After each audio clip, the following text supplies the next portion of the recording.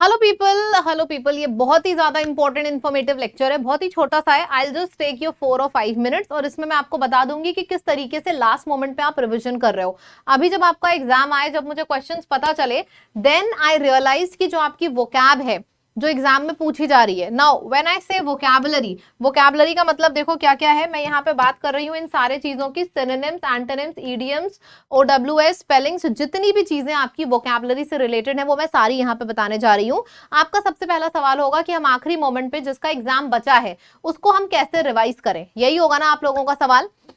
तो सबसे पहले तो ये करो, जो मैंने स्कैन किया है, जैसे कि आपके एग्जाम में जो शब्द आए हैं उसी के बेसिस पे एज पर माय एनालिसिस, एक वर्ड जैसे कि एग्जाम का है स्टर्न, तो मैंने सोचा कि ये स्टर्न वर्ड क्योंकि इस तरीके से एग्जामिनर ने उठाया है, तो मेरे पास जो मेरा खुद का कंटेंट था मैंने उसको स्कैन करना ट्राई किया। Then what I realised is कि एग्जामिनर कौन से शब्दों को उठा रहा है जो आपके एग्जाम में लगभग 4 से 5 बार 4+ टाइम्स रिपीट हुए हैं। जब रेपिटेशन की हम बात करेंगे तो रेपिटेशन सिर्फ मेंस का नहीं, CHSL, CGL और मेंस को कंबाइन करके अगर कोई शब्द 4 या 5 बार रिपीट हो रहा है तो उन शब्दों के आने की 90+% चांसेस हैं। तो अभी जितने भी लोगों का पेपर बचा है या फिर होने वाला है, अगर मैं बात करूं वोकैब की, सिनोनिम्स, एंटोनिम्स, इडियम्स, सारे टॉपिक की, तो वो उन शब्दों को जरूर ढूंढो, जितना थोड़ा सा मेहनत कर सकते हो ढूंढो और उन शब्दों को जरूर रिवाइज करो जो आपके एग्जाम्स में 5+, 4+, 6+ टाइम्स आया हुआ है। ठीक है, जैसे कि मैं आपको एक छोटा सा एग्जांपल दूं, मैंने एक क्वेश्चन तुरंत बनाया था, जैसे कॉन्ट्राबैंड एक वर्ड है, आपके एग्जाम्स में ये वर्ड आया है लगभग 5 से 6 बार रिपीट हुआ है। एग्जाम मतलब कि रेपिटेशन, टोटल जितने इस कैटेगरी के एग्जाम है, सिर्फ मेंस नहीं, इस कैटेगरी के एग्जाम्स हैं, ये शब्द कितनी बार रिपीट हुआ है।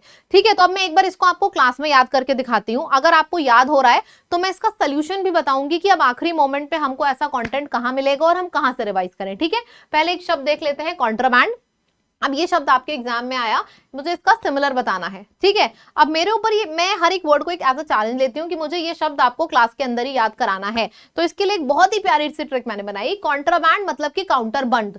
किस बंदे का काउंटर बंद किया जाता है? अगर वो कोई इलीगल काम कर रहा है। अगर वो लीगल काम कर रहा है तो काउंटर बंद होगा ही नहीं। तो काउंटर बंद किसका किया जाता है? जो इलीगल काम करता है, राइट। तो इसका सिनोनिम भी हो जाएगा इलीगल, दैट्स इट। लेकिन जब मैं आपको ये कराऊंगी, अभी मैं कवर कराऊंगी वर्ड्स, तो जब मैं ये आपको कवर कराऊंगी तो याद जरूर एक चीज रखिएगा कि मैं सिर्फ आंसर नहीं बताती हूँ, क्योंकि मेरे लिए इस स्लाइड पे 2 शब्द नहीं, मेरे लिए इस स्लाइड पे 5 शब्द दिए हैं। तो what I have done is कि यहाँ पे ये जो बाकी सारे वर्ड्स हैं ये भी मैंने वही उठा लिए जो आपके एग्जाम में रिपीट हुए हैं, ताकि एक स्लाइड पे आपको 2 नहीं 5 शब्द सीखने को मिले। जैसे कि cardinal, cardinal, cardinal is related to hard, hard main part होता है, राइट। तो इसका मतलब हो जाएगा मेन, इसका मतलब हो जाएगा चीफ पार्ट। परफेक्ट, प्रोफेन का मतलब क्या होता है? किसी चीज को अपवित्र करना, इसको प्रोफेन करना बोलते हैं। ठीक है, क्लियर है। और डिस में डिस लग गया है, मतलब ये शब्द नेगेटिव होगा, तो डिसमे का मतलब होता है डिसअपॉइंटमेंट, सैडनेस, ये इसका मतलब होता है। ठीक, तो एक बार जल्दी से रिवाइज करते हैं, देखते हैं आपको याद हुआ कि नहीं। काउंटरबैंड मतलब काउंटर बंद, काउंटर बंद किसका होता है? जो इलीगल काम करता है, तो इसका सिनोनिम हो जाएगा इलीगल। कार्डिनल मतलब कोई मेन काम, चीफ काम। प्रोफेन मतलब अपवित्र, और डिसमे का मतलब होता है डिसअपॉइंटमेंट, सैडनेस, ये इसका मतलब होता है। तो यहाँ पे हमने एक स्लाइड पे 5 शब्द आपके याद किए। कितने शब्द याद किए? 5 शब्द याद किए। और ये 5 शब्द मैंने कैसे उठाए हैं, मैं आपको तरीका बता रही हूं, मैंने कंटेंट कैसे उठाया है। ये क्वेश्चन के साथ साथ मैंने जो ऑप्शंस हैं, हर एक ऑप्शन ऐसा उठाया है जो आपके एग्जाम में आया हुआ है, ताकि आप 5-5 शब्द सीखो। ठीक, अब मेन जो सबसे डिफिकल्ट बात है, जो आपके इस टाइम पे डाउट होगा, वो डाउट ये होगा कि मैं इस तरीके का कैसे तरीके से हम कंटेंट कवर करें आखिरी दिनों में। तो जब तक आपका एग्जाम नहीं होगा, मेंस भी और CHSL भी, क्योंकि CHSL भी लगा हुआ है, तो जब तक आपका एग्जाम नहीं होगा, synonyms, antonyms, idioms, OWS, spellings, सब कुछ मोस्ट एक्सपेक्टेड फॉर्म में इस तरीके से 4 बार रिपीटेड, 3 बार रिपीटेड, मोस्ट एक्सपेक्टेड फॉर्म से मैं कल सुबह डेली 7:30 बजे से कराने वाली हूं। टाइम याद कर लीजिए अभी ही सब लोग, क्योंकि मेरा रोल सिर्फ इतना नहीं है कि मैं यहाँ पे आऊं और आपको प्रॉब्लम बता दूं कि भाई प्रॉब्लम ये है, प्रॉब्लम का सोल्यूशन देना भी मेरा रोल है। तो इसका जो एजेंडा है, समरी है, वो ये है कि आपके एग्जाम में वोकैब किस तरीके की आ रही है, कहां से आ रही है।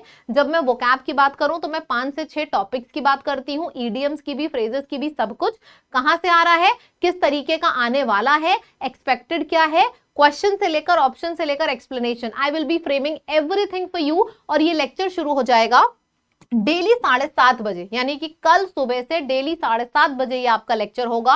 Do not miss it at any cost, क्योंकि जब मैंने रिव्यू सुनाए थे, आपने स्टूडेंट्स के सुने थे, तो आपने ये देख लिया होगा कि एग्जैक्ट, व्हेन आई से एग्जैक्ट आई मींस एग्जैक्ट 100% आपका ऑथेंटिक कंटेंट मिलेगा जो एग्जाम में आपको मिलेगा। ठीक है, तो परेशान मत होइए, लास्ट मिनट रिविजन मेरे साथ करिए डेली सुबह 7:30 बजे। 7:30 बजे हमारा द हिंदू चलता था, उसी टाइम पे मैं मोस्ट एक्सपेक्टेड वोकैब आपका कराने वाली हूं कल ही से। So do not miss it, this is the solution to your problem. ठीक है, all the best and you will rock, just be happy, क्योंकि बहुत अच्छे से कवर होगा सब कुछ। Bye bye.